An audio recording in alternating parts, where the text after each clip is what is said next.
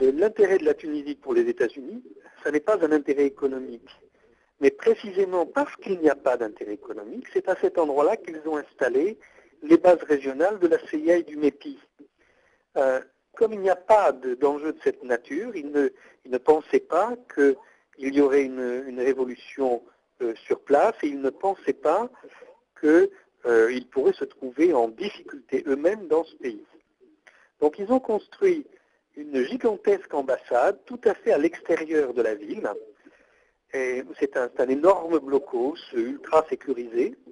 Et ils ont tiré les leçons de ce qui s'est passé il y a maintenant de longues années en Iran. Ils craignent que leur ambassade soit attaquée comme l'ambassade des États-Unis à Téhéran avait été attaquée. Et on avait alors découvert ce qu'on appelait le nid d'espions, c'est-à-dire l'ensemble des moyens de télécommunication, d'interception, etc., qui permettaient aux États-Unis, depuis leur ambassade à Téhéran, de surveiller l'ensemble du Moyen-Orient. Donc là, aujourd'hui, c'est plus complexe. Il n'y a pas un centre général pour le Moyen-Orient comme c'était Téhéran avant. Maintenant, il y a 2 ambassades qui ont cette fonction, qui sont Tunis et Abu Dhabi. Et la révolution en Tunisie est éminemment liée au fait de faire cesser les activités subversives et illégales de l'ambassade des États-Unis dans ce pays.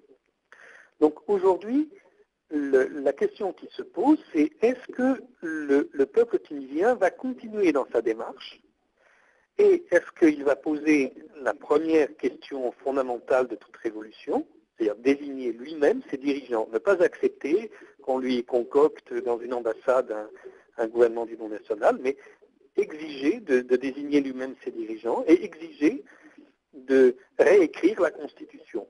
Donc, la révolution commencera quand on appellera réellement à la convocation d'une assemblée constituante et à un changement de régime. Pour le moment, on ne parle que de changement d'homme.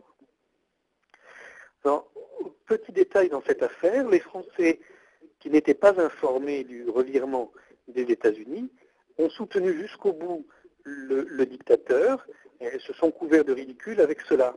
Mais il faut comprendre que les États-Unis l'ont fait volontairement parce que c'est aussi une manière pour eux d'essayer de récupérer l'influence française dans ce pays.